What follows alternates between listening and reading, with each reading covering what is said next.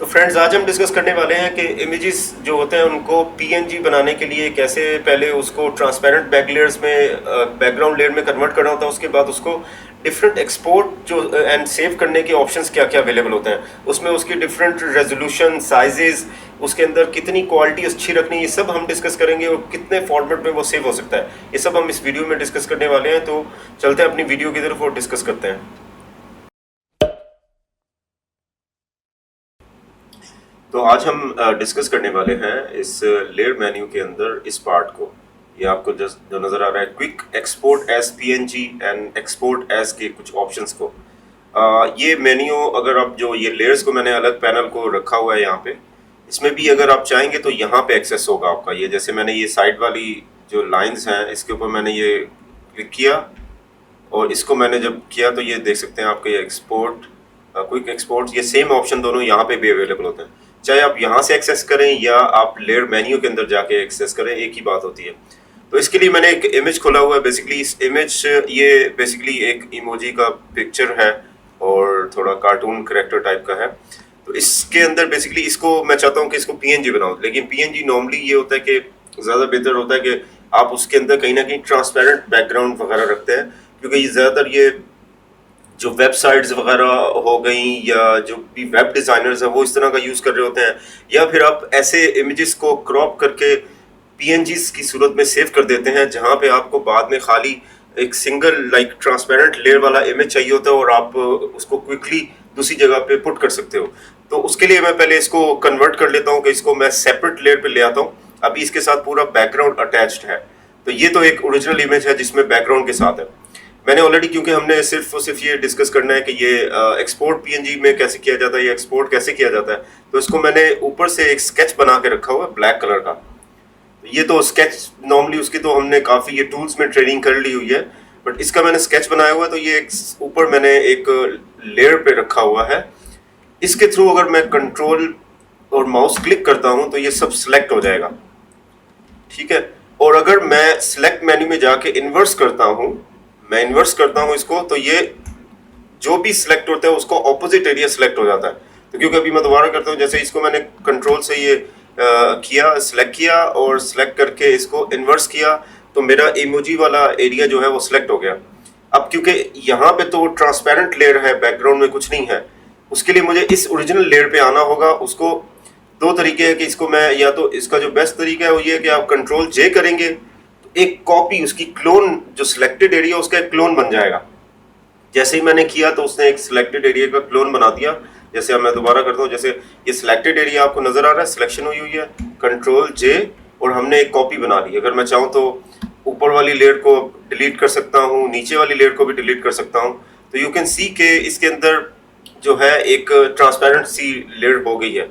अच्छा, इसमें एक और काम करते हैं, इसमें एक इफेक्ट भी ऐड कर देते हैं, इसमें एक शेडो सा क्रिएट कर देते हैं, ताकि आपको मैं ये दिखा सकूं कि शेडो भी ट्रांसपेरेंसी में जो होता है वो ओपेसिटी उसकी कम होती है, वो भी पीएनजी में जो है एक्सपोर्ट हो जाता है और उसको बाद में आप किसी भी और कलर के इमेज के ऊपर भी पुट कर सकते हैं। तो उसके लिए हम उसकी एक अलग क्लास रखेंगे, इफेक्ट्स कैसे बनाते हैं, बट मैं एक बेसिक इसमें शो करना चाहता हूँ। इसको आप डबल क्लिक करेंगे तो ये एक विंडो खुलेगी। इसके अंदर बस हम सिर्फ यहाँ पे ऐसे ड्रॉप शेडो का एक ऑप्शन होता है, इसको एक्टिव कर लेंगे और ये पीछे से नज़र आ रहा है जैसे। अभी फ़िलहाल के लिए जो भी एंगल है, इसको मैं तकरीबन थोड़ा सा एंगल इसका चेंज कर लेता हूँ, इसको 90 एंगल पे कर लेते हैं। इसकी हम अलग क्लास रखेंगे ड्रॉप शेडोज़ और सब चीज़ों का, तो वो हम डिटेल में मैं सब बता दूंगा। जैसे ये एक शेडो सा क्रिएट हो गया। अब मैं इसको ओके करता हूँ तो आप यहाँ देख सकते हैं, मैं इफेक्ट को ऑन एंड ऑफ करके दिखाऊंगा तो ये अलग से एक इफेक्ट ऐड हो गया है। नीचे लिखा भी हुआ है ड्रॉप शेडो। इफेक्ट के अंदर मैंने ड्रॉप शेडो का यूज़ किया है, जस्ट टू शो यू कि ये अगर इसके नीचे कोई और कलर का इमेज होता, जैसे मैंने ये कलर दिया है, इसके नीचे मैं अगर लाइक ये रेड दे देता तो ये शेडो भी उसके साथ आता और साथ में रेड कलर और सब चीज़ें इस तरह करके नज़र आएंगी। लेकिन अभी मुझे पीएनजी क्योंकि सेव करना, तो मैं इसको भी डिलीट कर दूंगा। मैंने सिर्फ ये दिखाने के लिए आपको शो किया है। तो ये इफेक्ट में हमने ड्रॉप शेडो दे दिया, इमेज को क्रॉप कर लिया। अब चाहे मैं यहाँ से एक्सेस करूँ या लेयर मेन्यू में जाके, तो हम लोग चले लेयर मेन्यू से करते हैं, जैसे क्विक एक्सपोर्ट एज पीएनजी। तो जैसे ही मैंने किया उसने मुझे बोला कि ये पीएनजी में ही सिर्फ वो ओपन होगा, क्योंकि मैंने खाली पीएनजी का कमांड उसको दिया। तो ये मैंने टेस्ट इमेज पीएनजी कर देता हूँ जैसे, तो इसको मैंने सेव कर लिया। अब मैंने सेव किया, ये मैंने जिस फोल्डर में सेव किया वो फोल्डर में आपको दिखा देता हूँ। ये तो मेरा वो ओरिजिनल इमेज था जहाँ से मैंने आपको शो किया है, ये वो है जो भी टेस्ट इमेज यहाँ पे आया है। अच्छा, हमेशा ये मैंने इमेज को अभी ओपन किया है, इसके अंदर हमेशा ये जो पीएनजी होता है इसका डार्क ग्रे या ब्लैक कलर का बैकग्राउंड भी खुलता है क्योंकि वो ट्रांसपेरेंट होता है। और इसको खोल लेते हैं हम लोग। इसको जैसे ही मैंने खोला तो आप देख सकते हैं कि दोबारा से वो उसी तरह ट्रांसपेरेंट लेयर के साथ ट्रांसपेरेंसी शेडो के साथ आ गया। उसको जब आप पीएनजी में सेव कर देते हैं तो वो ओरिजिनल उसकी जो चीज़ें होती हैं वो उसमें सेव नहीं रह जाती, मीन के उसके अंदर जो हमने सारे इफेक्ट्स वगैरह दिए थे वो मर्ज होकर इसमें शो करता है। तो इसको मैं थोड़ा सा अगर इसका कैनवस साइज खोलना चाहूँ या इवन इसी में मैं एक और इसका बैकग्राउंड चेंज करके दोबारा दिखाता हूँ, तो ये अभी भी वैसे ही वर्क कर रहा है। ये ट्रांसपेरेंट लेयर पे ही है और ये अलग वर्क कर रहा है। अच्छा, अब हम चेक कर लेते हैं इसके दूसरे तरीकेकार भी होते हैं एक्सपोर्ट करने के। एक्सपोर्ट बेसिकली इसलिए किया जाता है कि आपने अगर उसको क्विकली किसी खास फॉर्मेट में सेव करना है और उसमें जो भी उसकी रेजोल्यूशन की सेटिंग, उसके साइज की सेटिंग, सब चीज़ें उसमें पुट करनी है, तो उसके लिए एक्सपोर्ट जो है वो हो रहा होता है इमेजेस का। तो मैं अभी ये हमने लेयर वाला तो यहाँ से किया था, मैं एक्सपोर्ट वाला यहाँ से आपको करके दिखाता हूँ। एक्सपोर्ट एज में हम जब क्लिक करेंगे तो वो पहले इमेज का प्रीव्यू लेगा, फिर आप देख सकते हैं कि यहाँ पे वो वैसे इसका स्टैंडर्ड 1x साइज दे रहा है कि जो भी स्टैंडर्डाइज साइज है। इसके अलावा यहाँ पे आपको सारी इंफॉर्मेशन नजर आ रही है कि ये पीएनजी फाइल अभी बन रहा है, इसकी इतनी जो है पिक्सल्स हैं और इतने एमबीज की फाइल एस्टिमेटेड ये बनेगी।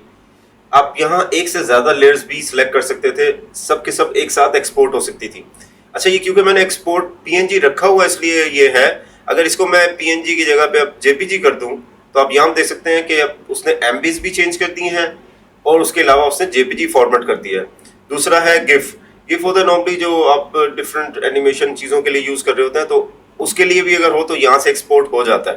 क्योंकि अभी वो एनिमेशन चीज़ें हमने नहीं बनाई हुई, तो मैं इसको पहला हमने पीएनजी में किया था, अब हम जेपीजी में कर लेते हैं। जेपीजी जैसे ही करेंगे, जैसे मैं पीएनजी किया हुआ है, पीएनजी में देखिए ट्रांसपेरेंट लेयर है, जैसे ही मैंने जेपीजी में किया तो उसने उसको व्हाइट जो बैकग्राउंड उसके साथ अटैच कर दिया। जब भी जेपीजी में कन्वर्ट होता है तो ऑटोमेटिकली उसके साथ व्हाइट बैकग्राउंड आ जाता है। अगर वो पूरा फुल कवर्ड इमेज हो तो वैसे भी वो नजर नहीं आता व्हाइट बैकग्राउंड, क्योंकि वो उसके नीचे वाली लेयर में उसके साथ मर्ज हो जाता है।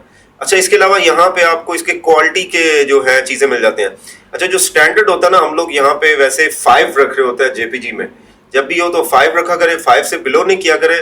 ज्यादा ऊपर जाने का भी इतना फायदा नहीं होता, क्योंकि अगेन जेपीजी भी एक हाई डेफिनेशन इमेज की सेविंग के लिए यूज नहीं होता।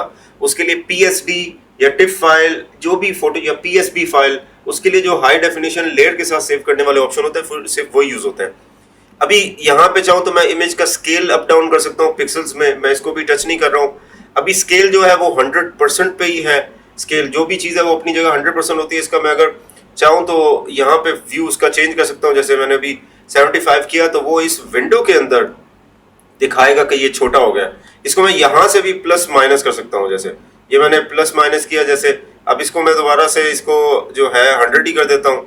उसके अलावा ये रीसैम्पल जो है ये एक स्टैंडर्डाइज टाइप का इसमें फोटोशॉप का अपना बिल्ट इन होता है, इसको भी चेंज नहीं करना चाहिए, तो ये हम वही रखेंगे। इसके अलावा पिक्सल्स में उसकी विड्थ और हाइट भी दे रहा है जो यहाँ पे भी मेंशन थी इमेज साइज के अंदर भी, तो कैनवस साइज भी उतना ही है। इमेज साइज और कैनवस साइज का एक अलग हम क्लास रखेंगे कि इमेज साइज एक्चुअल होता है, कैनवस होता है जो आप एक्स्ट्रा आइडिया उसमें ओपन करके रखते हैं। बट अभी इस में आपको दोनों में सेम फिगर नजर आएगी क्योंकि इसका एक्स्ट्रा कैनवस साइज हमने नहीं खोला हुआ। तो ये मेटा डेटा भी नन रखे। इसको जब हम एक्सपोर्ट करेंगे तो ये दोबारा से पूछेगा। इसको भी मैं टेस्ट इमेज जेपीजी खुद इसमें ऐसे टाइप कर देता हूँ और मैं इसको सेव कर देता हूँ। जैसे मैंने सेव किया, उसने इसको प्रोसेस किया और सेव कर दिया।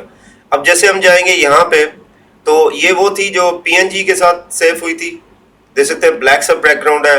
ये वो है जो मैंने टेस्ट इमेज खोला हुआ है और जिससे मैंने काम करना शुरू किया। ये वो वाला है जो मैंने अलग से अभी जेपीजी सेव किया है। ठीक, मैंने इमेज खुला हुआ है। हम लोगों ने स्लाइसेस वगैरह के बारे में तो काफ़ी डिस्कस किया था। लेयर्स के अंदर भी एक ऑप्शन होता है स्लाइसेस बनाने का, और उसको फिर एक्सपोर्ट कैसे किया जाता है चीज़ों का, उसके बारे में थोड़ा सा हम देख लेते हैं, क्योंकि हम लोग लेयर के अंदर ऑलरेडी ये एक्सपोर्ट वाला ऑप्शन हम एक्सप्लोर कर चुके हैं कि चीज़ों को एक्सपोर्ट एज कैसे किया जाता है, या ये क्विक एक्सपोर्ट एज पीएनजी कैसे किया जाता है। इसके अलावा यहाँ पे एक ऑप्शन है, यहाँ पे न्यू लेयर बेस्ड स्लाइस, ये भी हम इसी जो ट्यूटोरियल है इसके अंदर हम डिस्कस कर लेते हैं। इसको बनाने के लिए देखें अभी ये एक्टिव नहीं है। ये क्यों एक्टिव नहीं है, ये आप अभी देख सकते हैं कि ये अभी तक एक्टिव नहीं है। ये एक्टिव क्यों नहीं है, क्योंकि यहाँ पे भी मैंने बैकग्राउंड लेयर खोली हुई है, बैकग्राउंड लेयर पे ये वर्क नहीं करता। आपको एक सेपरेट लेयर बनानी होती है, उसमें कोई एरिया सिलेक्टेड हो, या चाहे वो सॉलिड हो, चाहे वो कोई डिजाइन का पार्ट हो। जब आप सेपरेट लेयर पे लेके आएंगे तो फिर वो उसका स्लाइस में कन्वर्ट कर देगा। अब उसको करने के लिए मैं आपको शो करता हूँ कैसे करता है। जैसे कि लेट्स सपोज के मैंने यहाँ पे इसको ऐसे मार्की टूल लिया, यहाँ पे मार्केट टूल से मैंने रेक्टेंगुलर मार्केट टूल से मैंने इससे एक सिलेक्शन ली। जैसे ही मैंने माउस टूल से ड्रैग करके लेफ्ट क्लिक करके एक सिलेक्शन ली, इसकी एक मैं कॉपी बना लेता हूँ, कंट्रोल जे कर लेता हूँ। कंट्रोल जे करेंगे तो यहाँ आप देख सकते हैं कि दो कॉपीज आ गई हैं। एक उसमें से जो मैंने क्रॉप किया है वो एरिया है, दूसरा एरिया जो है वो जो ओरिजिनल का है। हम एक काम करते हैं, ओरिजिनल वाले एरिया को फिलहाल के लिए कोई भी कंट्रास्ट कलर दे देते हैं, ताकि आपको ये नजर आता रहे कि हमने कितना एरिया क्रॉप किया है। अब इसको देखने के लिए अगर अब मैं जाऊंगा, लेट्स सपोज अगर मैं बैकग्राउंड लेयर पे हूं तो ये अभी भी वर्क नहीं करेगा, ये वाला ऑप्शन ऑफ रहेगा। लेकिन अगर मैं ये सिलेक्ट कर लूं दूसरी वाली लेयर जो हमने अभी क्रॉप की है, इसके अंदर हम जाएंगे लेयर के अंदर, तो ये देख सकते हैं कि यहाँ पे layer base new layer base slice का ऑप्शन एक्टिव होगा। जैसे ही मैं इसको ओके करूंगा, आप यहाँ देख सकते हैं कि इसके ऊपर जैसे स्लाइस टूल वर्क करता है, वैसे एक स्लाइस का मोनोग्राम आ गया है। ये चीजें आप देख सकते हैं यहाँ पे, और इसके थ्रू जो है ये एक स्लाइस हम सेव कर सकते हैं। एक स्ट्रेंज चीज यहाँ नजर आती है कि ये 3 नंबर क्यों दिखा रहा है। यहाँ पे 3 नंबर, अभी तो हमने एक स्लाइस बनाया है, 3 नंबर क्यों दिखा रहा है। तो उसका मैं थोड़ा सा एक आइडिया आपको दिखा देता हूँ, ये 3 क्यों दिखाता है। मैं इसके ऊपर कुछ गाइडलाइन लेता हूँ और आपको दिखाता हूँ कि ये 3 कैसे बना। लेट्स सपोज के ये मैंने 4 ले लिए। अगर मैं यहाँ पे इनको अलग अलग कलर कर दूं, लेट्स सपोज मैंने इसको ग्रीन कर दिया, इसके अंदर मैंने जो है ब्लू कर दिया। एक्चुअली में तो ये यहाँ से यहाँ तक इसको हमने ब्लू कर दिया, इसको हमने तीसरा वाला लिया और इसके अंदर हमने कलर चेंज कर दिया, सम अदर ऑरेंज वगैरह कर दिया, एंड एक हम रेड ही रहने देते हैं। तो ये क्यों 3 दिखा रहा था, अब इसका आपको जो पता चलेगा। जो भी हमने स्लाइस किया है ये तो हमारा यूजर स्लाइस है। इसके अलावा जो दूसरे स्लाइसेस होते हैं, जो एक्स्ट्रा जो हमारे जो एक्स्ट्रा के क्रिएटेड स्लाइसेस होते हैं, ऑटो जनरेटेड स्लाइसेस होते हैं, वो भी क्रिएट हो जाते हैं। बट इसमें वो क्योंकि शो नहीं कर रहा था, सिर्फ एक शो कर रहा था। तो अगर वैसे देखा जाए तो मैं अभी आपको दिखाता हूं कि ये जो है this is slice 1, this is slice 2, this is slice 3। ये sort of इसके ऊपर जाके देना पड़ेगा। this is 3, this is 4 and this is 5। अब आप वैसे देखेंगे तो इसके अंदर इतने नंबर ऑफ स्लाइसेस हैं जिसकी वजह से ये 3 नंबर दिखा रहा है। 1 2 3 4 5 ये सीक्वेंस में चल रहा था। ये भी हो सकता है कि ये वाला 4 हो एंड देन ये 5 हो, ये इस तरह ही करके होगा कि ये 4 होगा और ये मे बी 5 होगा। बट ये कि ये सीक्वेंस में चलता है कि 1 फिर उस रो में जितने 2 देन 3 देन 4। ये वाला जो है मैं इसको हटा देता हूँ, ये 4 कंसीडर होगा और ये जो है ये 5 कंसीडर होगा। 1 2 3 4 5, इस वजह से ये 3 नंबर दिखा रहा है। तो इसको लेके आप कंफ्यूज नहीं होइएगा। अब हम इस स्लाइस को सेव कर लेते हैं। अभी मैं इस गाइडलाइन को मैंने ऑफ कर दिया है और इसको अगर हमने उसी तरह से लेयर के अंदर जाके एक्सपोर्ट करना है, जैसे ही मैं इसमें गया एक्सपोर्ट एज, ये मैंने लेयर बैकग्राउंड डिलीट कर दी है। अब मैं चाह रहा हूं कि इसको एक्सपोर्ट एज करूं। अभी मैंने सिर्फ एक ही लेयर रखी है, इसको मैंने एक्सपोर्ट एज किया।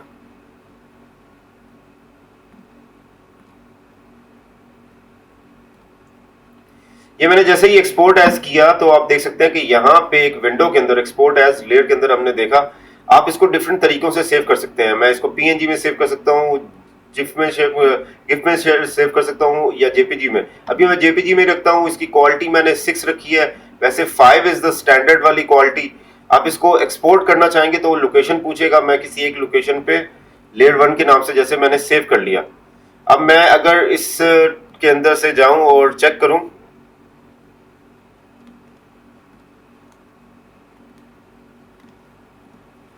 चाहिए, मैंने फ़ोल्डर खोला है जहाँ पे ये लेयर को हमने सेव किया था, लेयर 1 को, तो ये स्लाइस उसका एक सेपरेट स्लाइस उसने क्रिएट कर दिया है। तो ये इस तरह से आप डायरेक्ट लेयर्स के अंदर से स्लाइसेस बना के उसको इस तरह से सेव भी कर सकते हैं, अलग से प्रीव्यू में भी ले सकते हैं, अलग से वो क्रॉप करके आपका जो है वेबसाइट्स वगैरह के लिए या किसी भी चीज़ के लिए आपके सेपरेट स्लाइसेस यहीं से डायरेक्टली क्रिएट हो सकते हैं।